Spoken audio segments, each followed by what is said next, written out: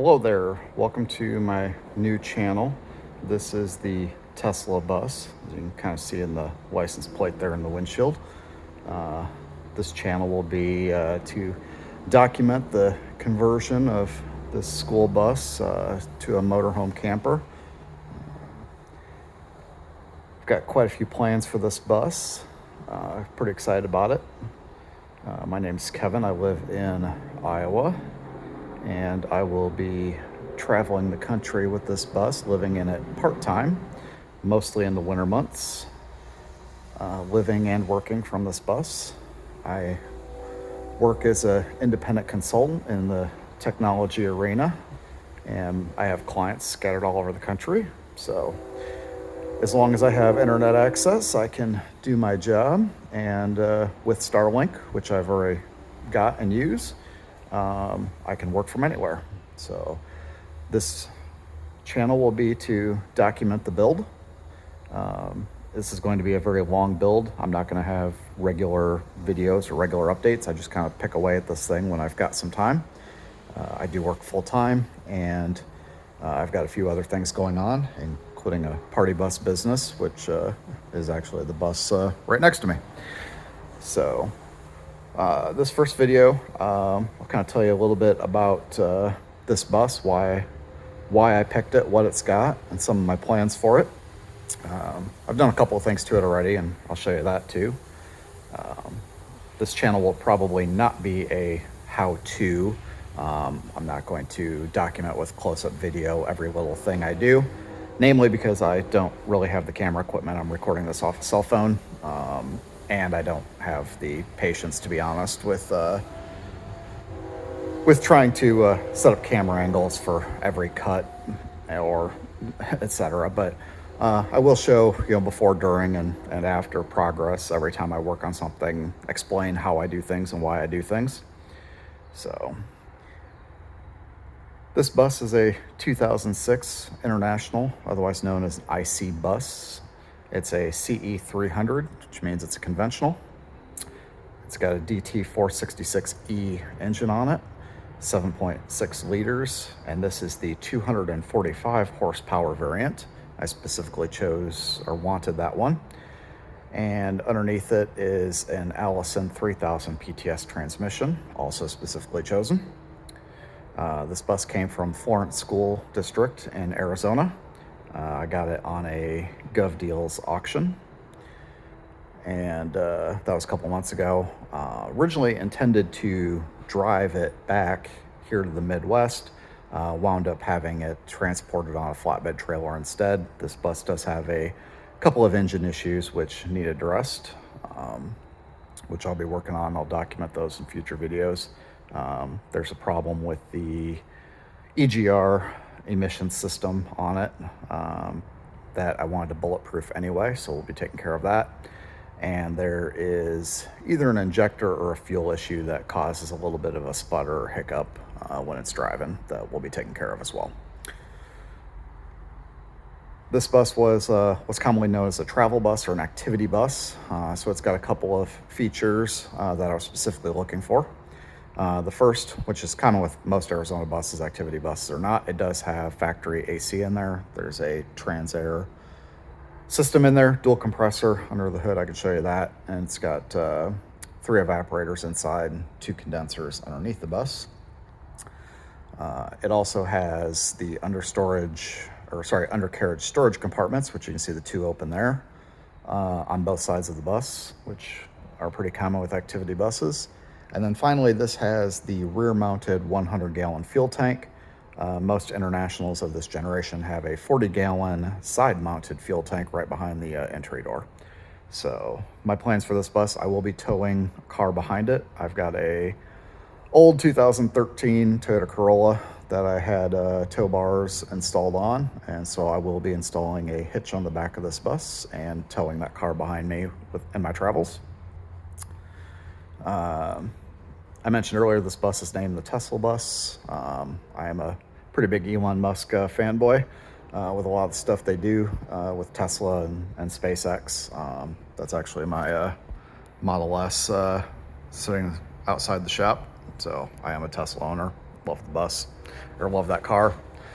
Starlink is amazing and love a lot of the things they're doing. And since I work in technology, I plan on loading this bus full of technology in a whole lot of different aspects, which we'll get more into later. So I thought the name was kind of fitting. So a little bit about this bus. I mentioned the engine, transmission, and some of the features it has, but I specifically looked for this generation of bus. And being in the party bus industry I've been working in it for 15 years. I've owned a party bus company for 4 years and have a fleet of 8 different buses now. So I've been around school buses quite a bit, know a lot of the ins and outs, and I specifically chose this generation of international. I was very specific about what I wanted. So a couple reasons for that. Definitely wanted international. I did not want to go with a Bluebird or a Thomas. For the main reason that where I live in Iowa, getting Bluebird and Thomas parts is a little bit of a pain. The closest Bluebird dealer to me is in Chicago, and the Central State. And while they do a good job up there, they are incredibly slow. Every time you need a part, it takes a day or two for them to look up the part, give you a quote, send over the order for that part. It takes a day or two to process, another few days to get shipped to me. And so when I need Bluebird parts, it can take up to a week before I actually get the part. And that's just not convenient. So none of my party bus fleet is Bluebird anymore. We used to have 2 of them back in the day. They're both gone now. And my entire fleet is international. Because there is an international dealer right down the road from me. They're about 10 minutes away. Their parts counter is open late, and I can get parts just about whenever I need. And the other benefit with international is prior to 2008, you can run your own diagnostic software on these. There's a product called Service Max. It is free for download from Snap-on, who International outsourced their software to, and it will work on any bus older than 2008, and it's free to download. You just need the computer interface adapter, which unfortunately is a little expensive, but being in the industry, I already have that adapter, and so it makes it really easy to run diagnostics on this bus. And there is a website online where you can access International, or Navistar, who makes the engine. You can access all of their diagnostic and service guides, and you can do a parts lookup for free online. So I don't have to call a dealer or go to a dealer every time I need a code ran and figure out what the part numbers are and try to find parts. I can do most of that myself. So that's the reason I stayed with International. I specifically wanted a 2005 to 2007 generation. I specifically wanted this engine. Anything newer than 2008 is the Max Force lines of engines, which are notoriously bad engines, very expensive to maintain and repair, so I wanted to avoid those. And also, the free software does not work on the Max Force engines. You have to do an annual subscription. Last time I checked, it's like $600 a year for the 08s and newers, so I definitely want to stay away from all of that. And personally, I just like the look of the front end of this bus. They redesigned this in 2005 for the conventionals. It just looks sharp. I like the 05 DT466. It's a pretty good, solid engine. It does have some issues with the EGR system, which is easy to bulletproof, and we'll be taking care of that. So that's how I came to choose this bus. And since I will be towing car behind it, my car is pretty light, but anytime you're towing it, it does put a little bit of a strain on the vehicle. So I wanted the larger horsepower engine. This one's the 245. A lot of the 466s of this generation are 220 horse with an Allison 2000 or 2500 transmission. I wanted the 245 larger horsepower model, and I wanted the beefier 3000 transmission. The other benefit of the Allison 3000 transmission is it does have a 6-gear overdrive that is disabled by default, but with the right tuner, which you can get online, you can unlock that 6th gear, which lowers your RPMs at cruising speed and gets you a little bit better fuel economy. So yeah, that's the bus and why I chose it. The 466 is one of the best engines International made. in this generation, the other option was the VT365 6.0 liter, which is a pretty much well-known junk engine. So definitely wanted to avoid that. And I chose the conventional over the flat nose. The bus behind me, which I can show you, is a flat nose pusher. I like driving those better. I got my CDL years and years ago driving city buses when I was in college. So I definitely like the flat nose buses, but I chose a conventional for the motorhome bus for a couple of reasons. The main one being is that it's just easier to tow with. The rear engine buses, it is possible to put a hitch on them, but because the frame does not run all the way to the bumper and you have the subframing for the engine and all the engine mounts back there, it's a little bit more complicated to get a hitch installed on them. And it's just easier on a conventional bus where the frame runs right to the back door. So that was the big reason for choosing a conventional. The other is the wheelbase is a little bit shorter. On a flat nose bus, the wheelbase is a little bit longer, which means you have to take a lot wider turns. And then when you add a tow car on behind that, it just makes for a little bit more difficult maneuverability. Conventional bus has a shorter wheelbase, so you can get in and out of tight spots a little bit easier. You just have to watch out for the tail swing, which is where the rear end of the bus, goes into the adjacent lane whenever you make a turn. But my fleet of party buses is a mixture of conventionals and flat noses, and I like them both. Like I said, I do prefer the flat nose, but it just wasn't going to do what I needed it to do for a motorhome conversion. So that's how I picked this bus. I love talking about buses and conversions in general. So if there's ever any questions, feel free to drop them in the chat or send them to an email or email me via my website. I'm always happy to answer questions or look at things and help people out. I teach at the community college level, so I guess lecturing is and sharing experience is just native to what I do. So I'll give you a quick walk around of the bus. I went to Arizona specifically to get this bus when I was looking for. It took me almost 6 months to find this bus. It was a long search. Actually, I was kind of starting to think I was never going to find one that had all the features I wanted, but I specifically wanted a bus out of Southern California, Arizona, New Mexico, Texas, Florida. I want a Southern bus that does not have rust or rot. A lot of my party bus fleet are Midwestern buses that come from Michigan or Wisconsin, or even here in Iowa, and they all have rust, and the rust just makes doing any type of work on these things much more difficult. So I wanted a good, clean Southern bus, which I've got here. There's not a lick of rust on it anywhere that I've found yet. We'll see once I get the floor up if there's any surface rust up in there, but I'm not expecting any. So I wanted a clean Southern bus. It made it a little bit more of a hassle to go get it, especially because it does have a couple of engine issues that I wasn't able to fix in a parking lot down there, and so I had to pay a little extra to get it towed home. But I think it was worth it. It's, you can find cheap buses for $2,000 here in the Midwest, but it's just way too much hassle to deal with the rust. So it was worth it to pay the little bit of extra to get a Southern bus and have it hauled home on a trailer.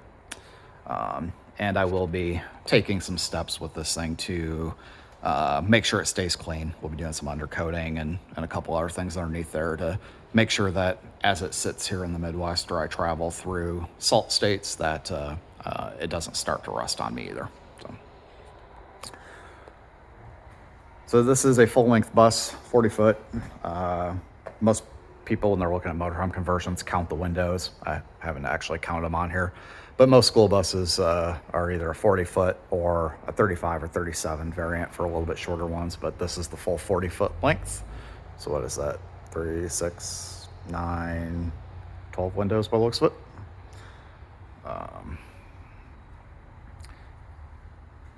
I love these nice deep under bay storage. That was something I wanted, but it wasn't a requirement. I would have built my own boxes under there if this didn't have it.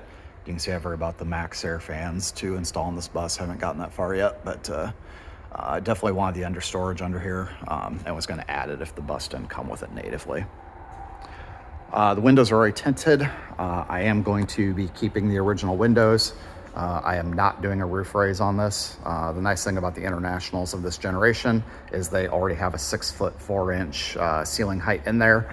I'm only 5'10", single, live by myself, so that is enough height for me. I can still get a decent amount of insulation in there without having to go through the hassle of a roof raise. And I know there's a lot of people who will disagree with me on keeping the original windows. I am going to be pulling them all out and resealing them. And there's a lot of professional builders who will say that's a mistake.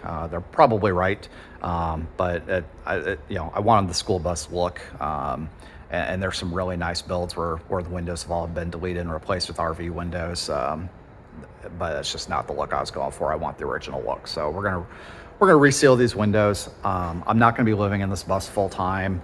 I'm gonna be traveling with it part time, and so while I'm going to try to get it as insulated as possible, I'm going to go overboard with the HVAC to be comfortable. I don't plan on being in Arizona in the summertime, and I don't plan on being in the Midwest in the wintertime with this, so I shouldn't be hitting too many extreme temperatures.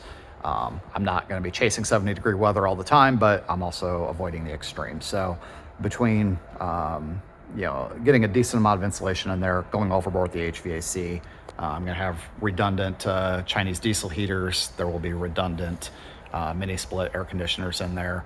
I think I can stay comfortable with it. So, the tires on this bus are in pretty good shape. I've got a mixture of 11R 22.5s on the rear. I think the steers are 75R 22.5s. They're in good shape. They've got a decent amount of tread left, but they, in the next year or two, are going to be coming up on their age out. So I figured these would be good enough to get me by while I'm doing the conversion, and then before I hit the road with it, I'll have to put a new set of tires on it. Like I said earlier, it's got the rear-mounted 100-gallon fuel tank, which is nice. This is one of the two air conditioning units on it. There's one on each side of it. Go outside here. That's the Tesla the bus is named after. Apologize for the wind. This thing is already registered as an RV. The process in Iowa to register a bus as an RV is pretty easy. You just have to self-certify that it meets the minimum criteria, which is 4 or 5 things out of 8. There's like the first 4 things on the checklist you have to have like 2 of them, and then the second 4 you have to have another 2 or something like that. So I threw together a temporary little thing for inside, basically with a battery, an inverter, a little water pump, and a drain bucket, a couple other little things that technically met the criteria, so I could get it registered as an RV. There's no inspections required in Iowa. It's a self-certification, so nobody checked it, but I did throw that stuff inside just to be legal. And with it registered, once it's registered as an RV, I have insurance now through State Farm. State Farm did a personal use of a commercial vehicle policy for me. While I'm doing the conversion, they'll convert that over to an RV policy later. Once it's done, that will require more photos and probably an inspection, but that's just insurance. As far as the state is concerned, it's already an RV and registered as such. So this is all driver's side. There's another AC unit in the back here, which is going to make getting some of the stuff underneath this bus a little bit fun. There's with the 2 storage bins and those AC units back there, I am keeping the factory AC. I know a lot of people rip them out, but there's a darn good reason for keeping the factory AC in there, and I specifically wanted to bus with that. Most mini splits put out between 10 and 15,000 BTUs of cooling power. A factory AC system on a bus puts out between 100 and 150,000 BTUs of cooling power. And so while mini splits will keep you cool when you're parked and everything closed up, when you're driving down the road, this thing is literally a giant metal wind tunnel, and you know it's impossible to keep these things cool without. I mean, there's a reason these things have 120,000 BTU of cooling power to begin with, and a mini split's not going to keep up with that. So a mini split also are not really designed for mobile vehicles. They're pretty common in these builds, and I'll be doing them. And they seem to, from what I've seen online and in other people's videos, they work well. You know, if as long like any other refrigerant, you give it a chance to settle after being moved before you turn it on, and you know they're sitting still and flat while they're running. They do okay, but they're really not designed to be used while driving down the road, and they wouldn't keep up anyway. So I am going to be keeping the original AC in there and adding mini split cooling. So when I'm driving, I've got cooling, and when I'm parked, I've got cooling. But the trade-off with that, with the 2 existing storage boxes on here, and then the condensers here in the back, is there is not a ton of room underneath for mounting propane tanks, water tanks, the mini split units themselves. So it's going to be very interesting. I'm still trying to work out the design with the measurements I've got to figure out what I'm going to fit where, but we'll make it work.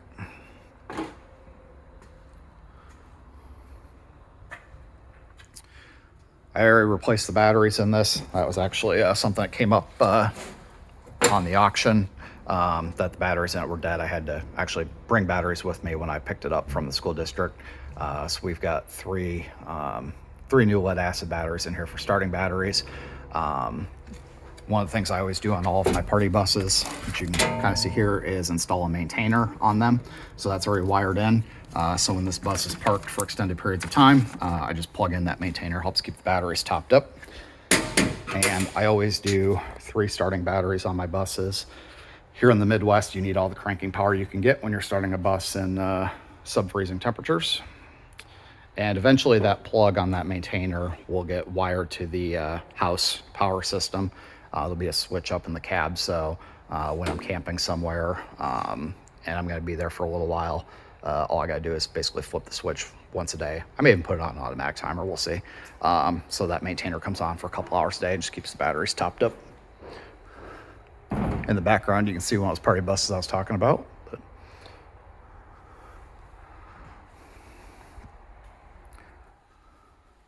So with the Tesla theme, I'll be doing a little bit of fun stuff.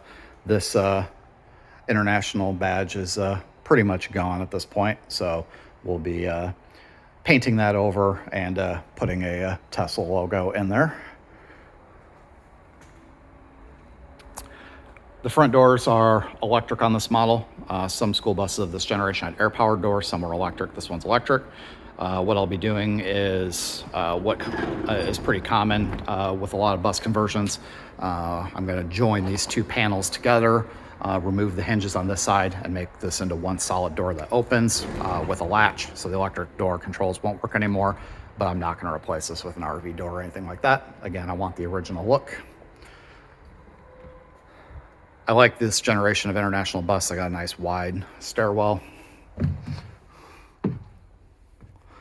This bus, for whatever reason, really does not have too many storage compartments in the driver's area, like some of the other ones in my fleet do, which is fine because I'm going to tear them all out and build my own cabinetry in here anyway, but it's a little bit different. You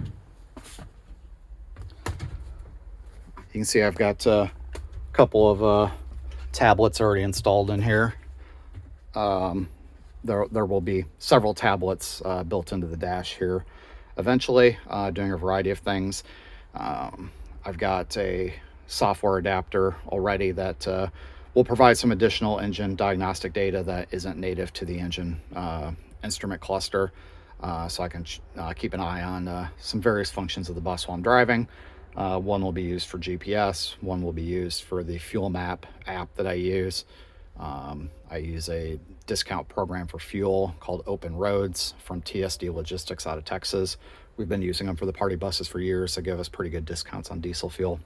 So I'll be using it for this bus as well. So one of those will be used when I'm driving to map out my next fuel stop and some things like that. Probably one playing music off of Pandora or Amazon or whatever.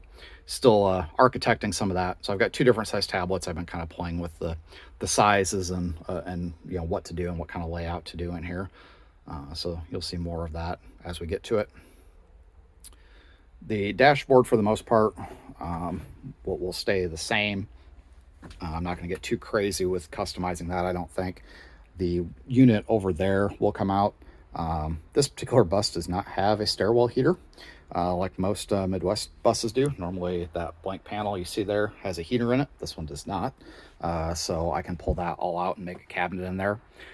Which means that the dash defrosters are actually run off the driver's panel heater, which is over on the left side, which is good.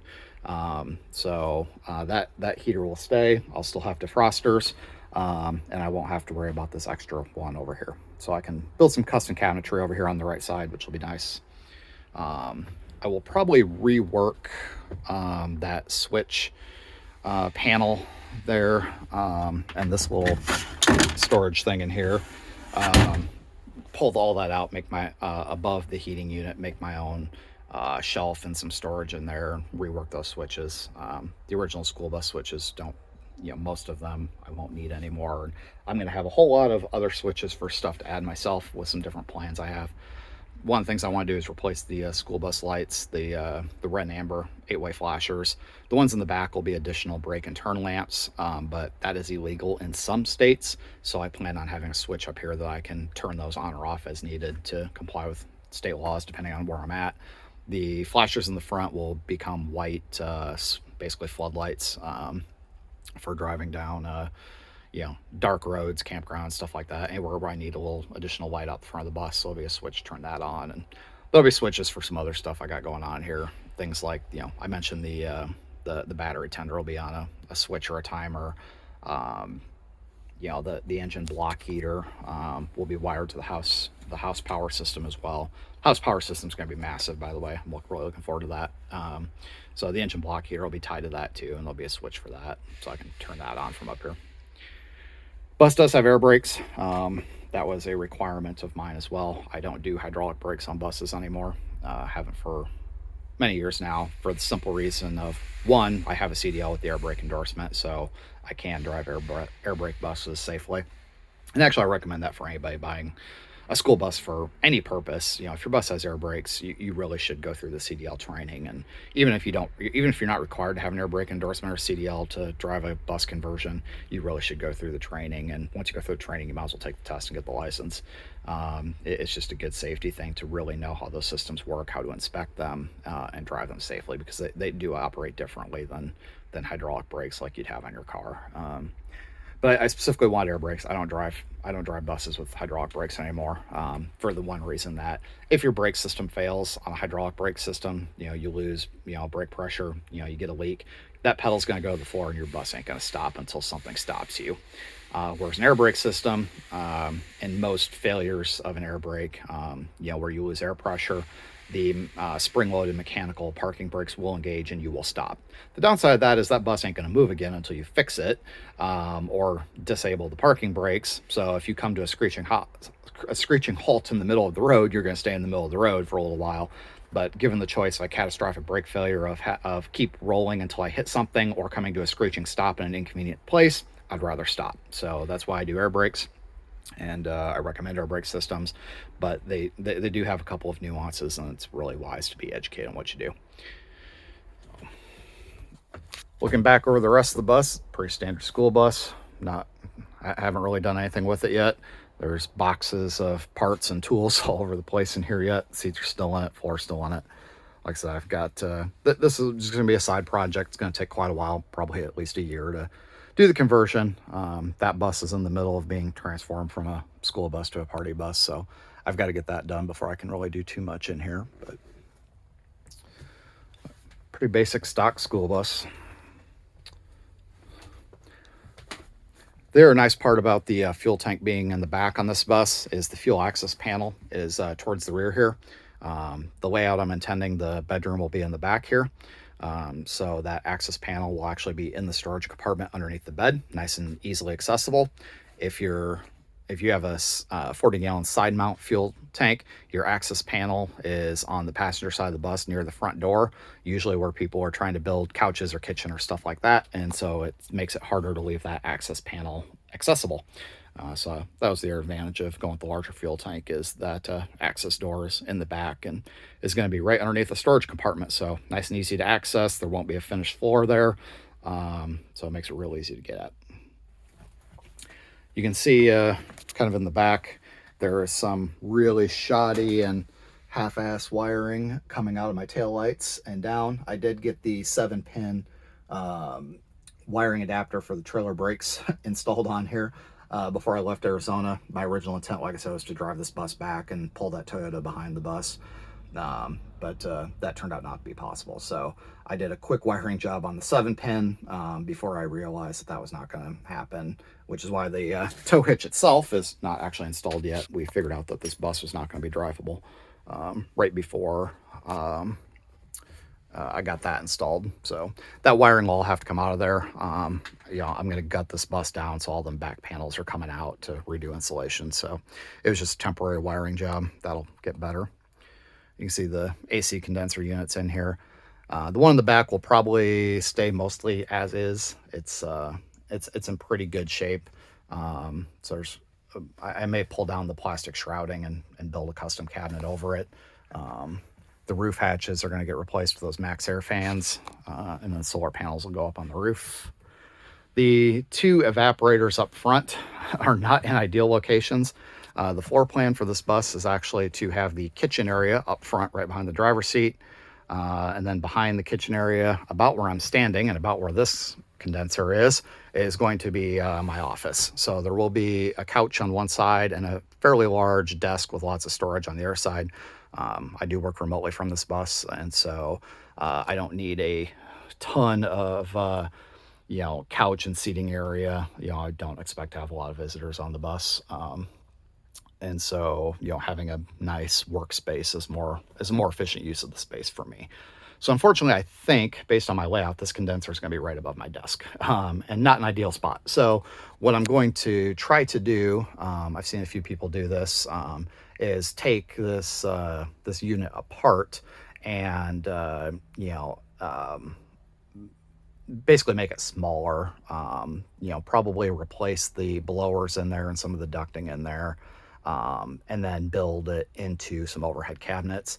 I've heard it is possible to relocate these things closer to the ground and maybe build it into my desk, but that often requires shortening some of the tubing for all the refrigerant and stuff, and that is not a mess I want to get into. This system does still blow ice cold, so the Freon levels are good, and there's no leaks, everything is good, so I really don't want to mess with it more than I have to. But these big ugly units are not going to work, so we're going to have to do a little bit of fabrication up there, but we'll figure that out as we go. And when I go to rip out the ceiling, they're going to have to come down anyway because they're right in the way, so we'll figure that out. I am fortunate that all the these are all screws holding the ceiling panels together, so not a lot of rivets to deal with. But unfortunately, the AC unit itself is riveted in, so that'll be a little bit of fun to get that out of there. I think that should wrap up this first video. No idea when the next one will hit, but I'll post it when I do. And like I said, if there's any questions or comments, I value your feedback, and I'm always happy to answer other people's questions. So feel free to drop those down below, and we'll see you next time.